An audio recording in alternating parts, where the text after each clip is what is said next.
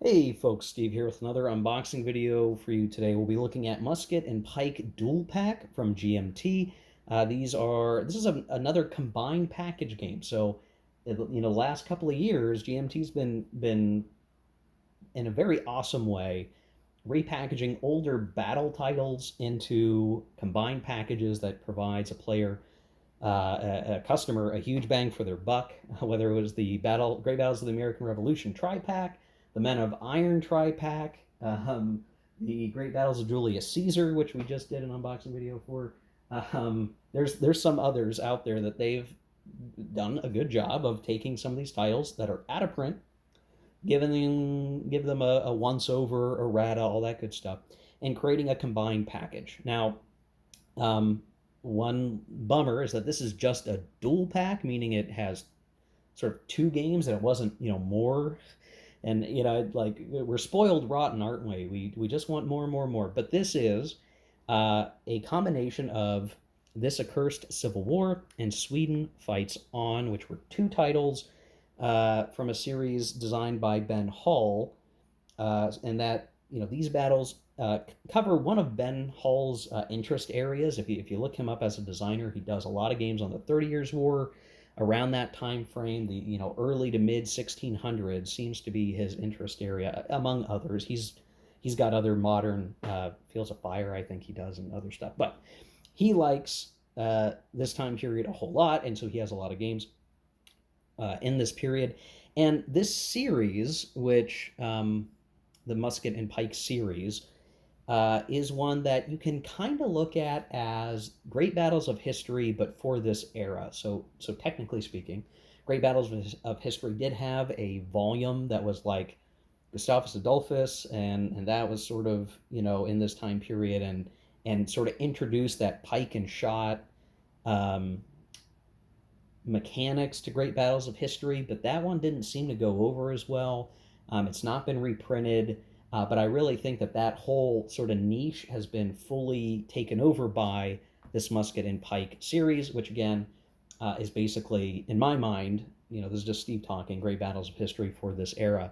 And so there are more than just these two games. So This Occurs Civil War and Sweden Fights On are just a couple of games in the series. There are several volumes, and I hope that this performs well enough that we will see future dual packs or other combination packs for Musket and Pike, because those other games in the series at this point I'm pretty sure are all out of print. And so you could probably find copies on the secondary market, but they may get expensive because they're out of print. Again, what's so great about this is it gives you a second chance at playing these games, seeing if you like the system, and then hopefully there'll be more to come in time. So this gives you 11 battles, so maybe not as high in volume as some of these other combo packs that we've seen from GMT, but I think this is a good value because you get plenty here, guys. Right? So this is maps. We're gonna have counter sheets of stuff, and the battles that we're getting, you can see here from This Occurs Civil War, Edge Hill, First Newbury, so on and so on and so on. Sweden Fights On. You can see those four. So it's a pretty good set. And we'll go ahead and just get this open now that I've given you guys the context. There's not as much to say about this one. I have not actually had the chance to play this. I almost had an opportunity to buy copies of the old system of every game in the series, and I just didn't have the money to put down, and a guy I knew who was selling it had found a buyer before I could figure out if I could afford it. And so this is my first chance to really play this system. So this is new to me. I can't give you as much experience like I could about Great Battles of History, but again, similarities do exist in many ways as a battle system. So we have the playbook, clocks in at 52 pages. 52 pages. Color, 2-column format. If you look at the format, again, you're going to, it seems very similar to the Great Battles of History if you're used to that already. So units that are set up, the map example, so you can kind of get things going quickly across all these different battles. So As you can imagine, because this is pike and shot, you know, guns factor in here more than the great battles of history normally would, right? Um, oh, so okay, so that was the this occurs Civil War 52-page playbook. Then there's the Sweden Fights On playbook. That's a little bit smaller at 40 pages, but basically the same sort of format. Some nice artwork from the time period, which is always nice for flavor. It's good. Historical and design notes, talking about the command structure.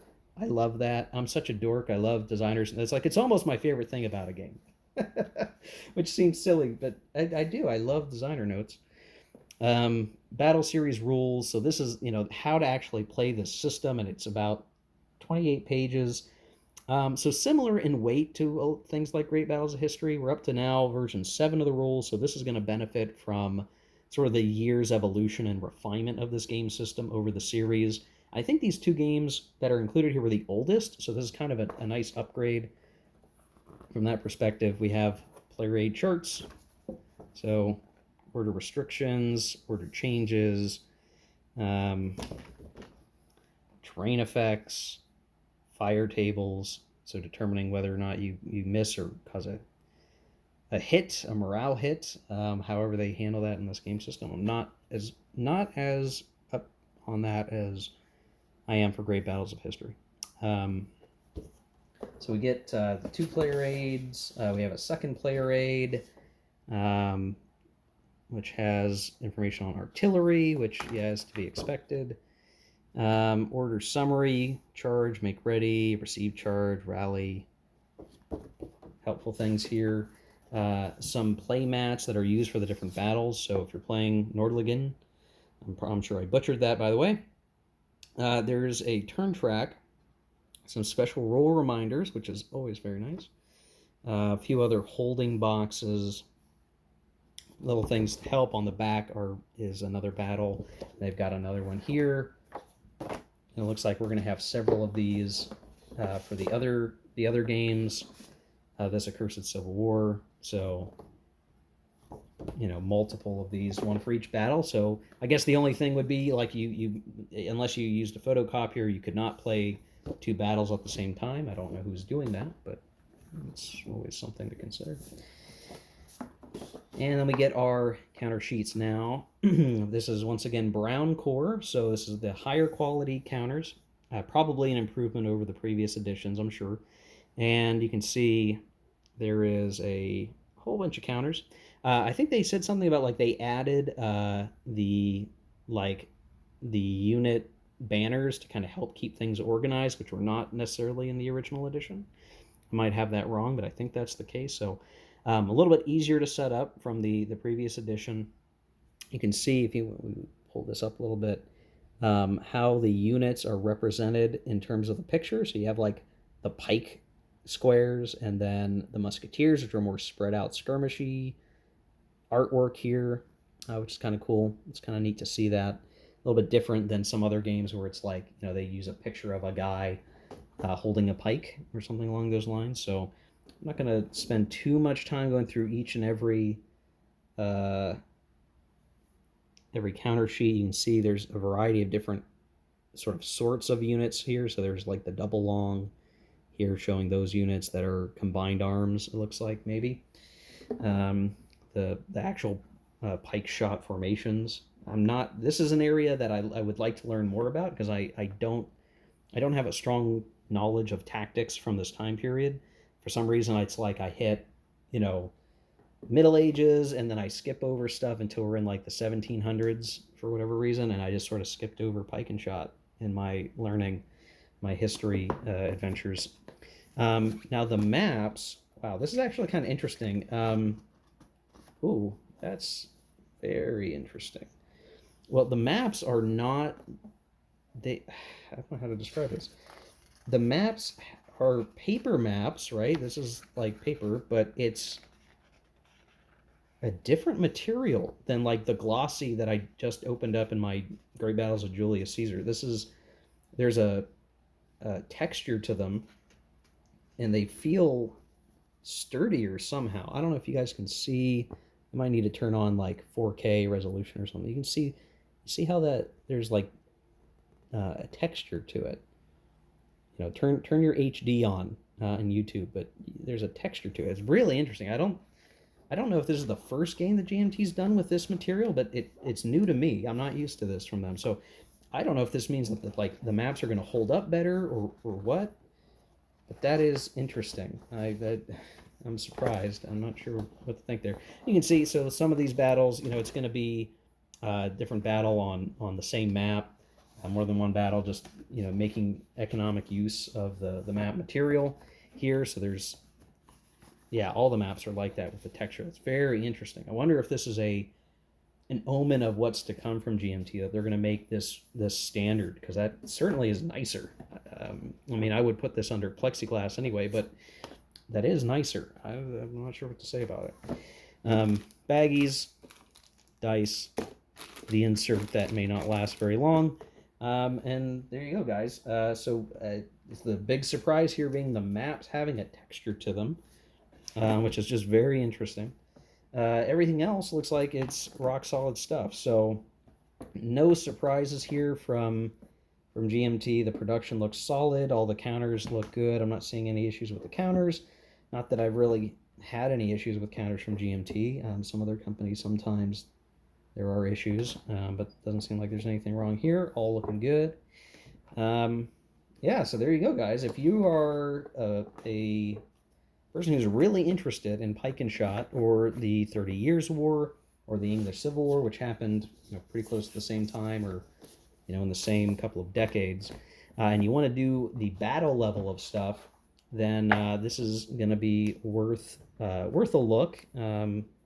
This box is, again, this is another one that's going to be hard to keep everything in the box, I'm sure, once all is said and done and punched. So yeah, Ben Hull is your designer. He has done other games like Won by the Sword, which is sort of more of an operational game. I'm trying to see. I don't have anything else by him explicitly, I don't think. I do have Won by the Sword. I think he might be working on Won by the Sword Volume 2. Don't quote me on that. That's like a rumor I've heard. And there are some other 30 Years War games that are getting P500 on GMT. I'm a little less familiar with some of that stuff. So, if this is an area for you like it is for me, where you're not super knowledgeable, then this is maybe a good way to jump into it.